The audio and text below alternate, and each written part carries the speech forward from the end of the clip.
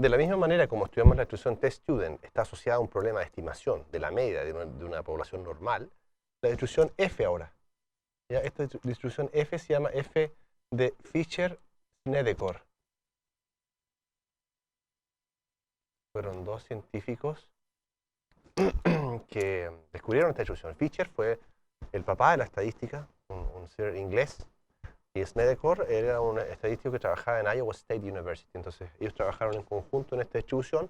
¿Y de qué se trata esto? Tú tienes, imagínate, dos muestras. Y tú tienes que esta es la varianza muestral de la primera muestra. Y esto es la varianza poblacional de la segunda muestra. Y de la misma manera, de la primera muestra y de la segunda muestra, lo mismo. Entonces ahora tú te fijas en una distribución que tiene que ver con el cociente. Esto tú lo vas a usar en intervalos de confianza y en test de hipótesis. Entonces la pregunta es, ¿cómo se distribuye esta cantidad? Esa es la pregunta en cuestión. ¿Por qué es interesante?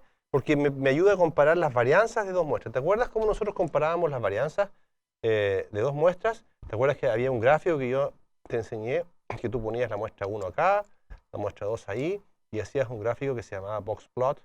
Entonces tú medías de esa manera las medidas de tendencia central y dispersión.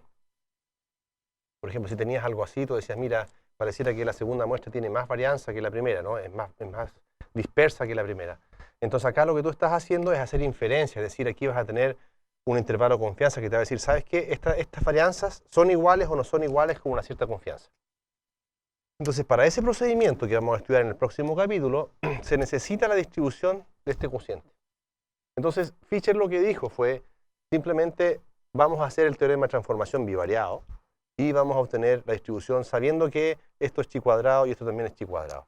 Entonces, esto, si tú lo quieres ver desde el punto de vista simbólico, que lo vimos anteriormente, esto es una chi cuadrado escalado por sus grados de libertad y es otra chi cuadrado escalado por sus grados de libertad. Eso es esencialmente una distribución F.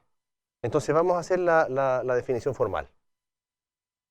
Esa es la motivación, sí. Entonces tú dices, mira, sea X una distribución chi cuadrado con n1 grados de libertad y sea Y otra distribución chi cuadrado con nu2 grados de libertad, tal que X e Y son independientes. ¿Ya? Son independientes. Entonces, la distribución F se define como X partido por nu1, partido por Y, partido por nu2. ¿Ya? Y la notación que nosotros usamos, ahora te das cuenta que tiene dos parámetros, nu1 y nu2. La notación es esta. F tiene una distribución F de Fisher con nu1 y nu2 grados de libertad. Entonces, estos son los grados de libertad del numerador y estos son los grados de libertad del denominador. Entonces, esta curva va a ser muy parecida a una chi cuadrado. Va a ser una curva que está definida para los positivos, porque una chi cuadrado es siempre positiva, es siempre positiva. Así que esto va a ser una cosa así, con un sesgo hacia la derecha. Y las probabilidades, por supuesto, va a ser complicado calcularlas porque la densidad de esto ya la vamos a ver, es una densidad que no es para nada trivial. Entonces vamos a ver algunas propiedades rápidamente. La propiedad 1 es que, por supuesto, voy a mencionar que una f es siempre positiva, ¿ya? No está definida. Y esta, si tú quieres, la función de densidad de probabilidad no es simétrica como la test-student. ¿Te das cuenta? Es simplemente una curva no simétrica con un sesgo hacia la derecha. Segunda cosa, la esperanza de esta f es una expresión bien sencilla. Esto es nu2 partido por nu2 menos 2. Por supuesto, cuando el nu2 es distinto de 2. La varianza también tiene una expresión no tan sencilla, pero tampoco es tan complicada. Es 2 nu2 al cuadrado, nu1 más nu2 menos 2, partido por nu1 por nu2 menos 1, nu2 menos 2 al cuadrado, por nu2 menos 4.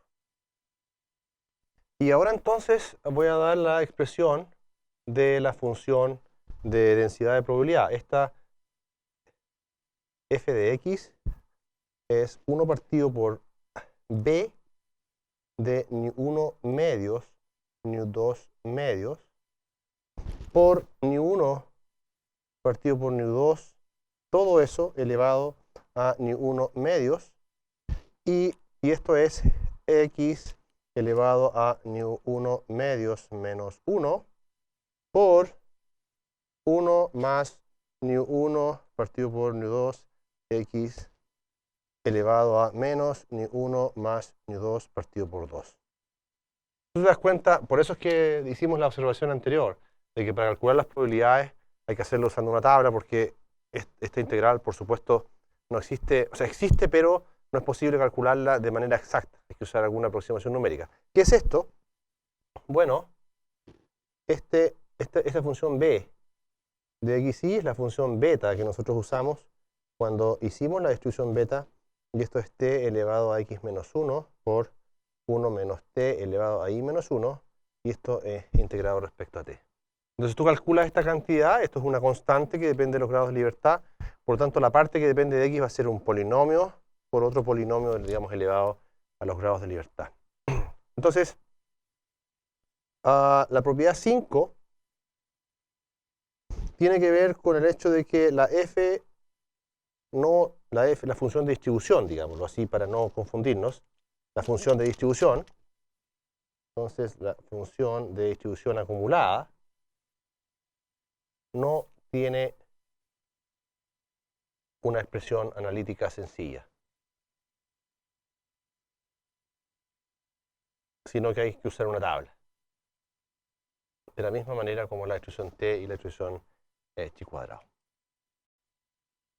La sexta propiedad tiene que ver con una propiedad bien interesante que nos va a servir también para calcular.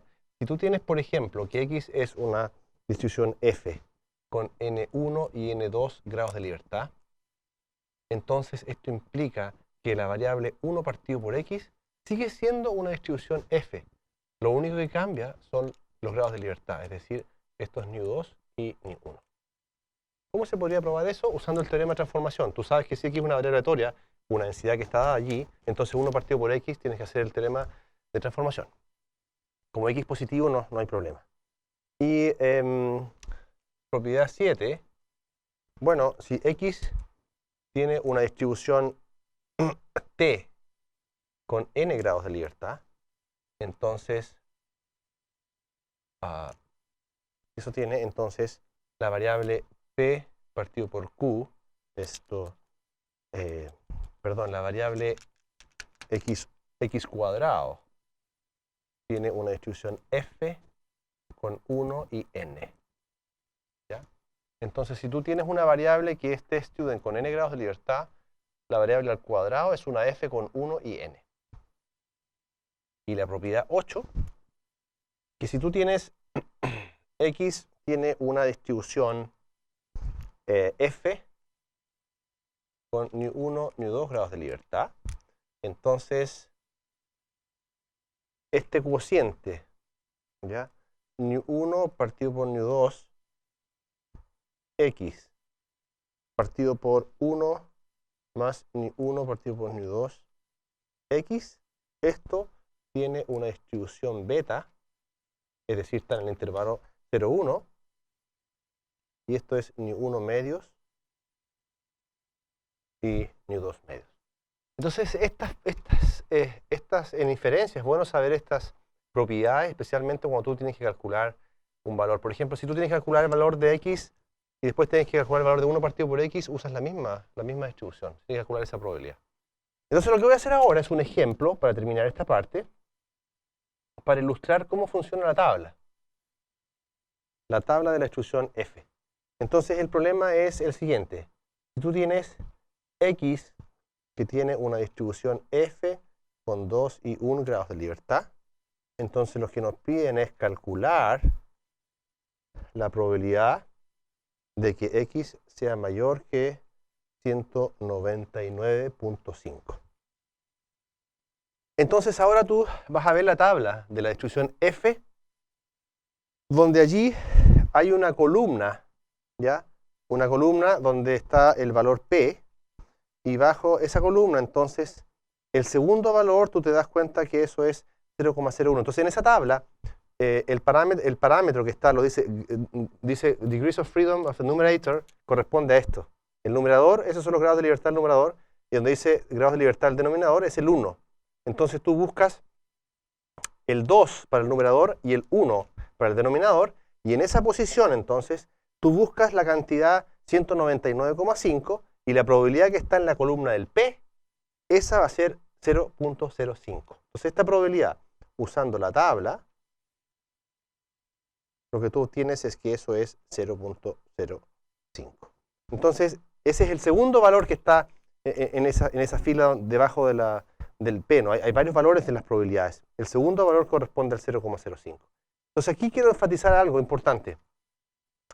La tabla F es una tabla que se construye para muchos valores de ν1 y ν2. Entonces, fíjate, yo quiero el valor de ν1 y ν2 desde 1 a 50 van a ser varias páginas, ¿verdad? Varias páginas. Por eso, en este caso, es conveniente usar una calculadora o un computador, porque de lo contrario, tienes que empezar a buscar, por ejemplo, ν1 igual a 30 y ν2 igual a 20, tienes que empezar a buscar dónde están los grados de libertad, y eso va a ser un poco engorroso. En los días de hoy, como mencioné antes, esto se hace usando un computador o una calculadora. Por otro lado, es importante mencionar, entonces, para cerrar esta parte, que tú tienes tres distribuciones que fueron esenciales que nosotros estudiamos. Bueno, la primera era la normal, que eso se usa en inferencia, la normal. Eso nosotros lo sabemos. La distribución t-student con ν grados de libertad, la distribución chi cuadrado con ν grados de libertad y la distribución f con ν1 y ν2 grados de libertad. Entonces, estas cuatro distribuciones son las distribuciones que vamos a usar en inferencia cuando queramos hacer estimación de los parámetros desconocidos de una distribución. Entonces, esto nos va a dar un bagaje bastante bueno, porque cuando vayamos en inferencia ahora y veamos que tenemos que usar una distribución t o una distribución chi cuadrado o una distribución f, nosotros ya vamos a saber cómo calcular las probabilidades en la práctica.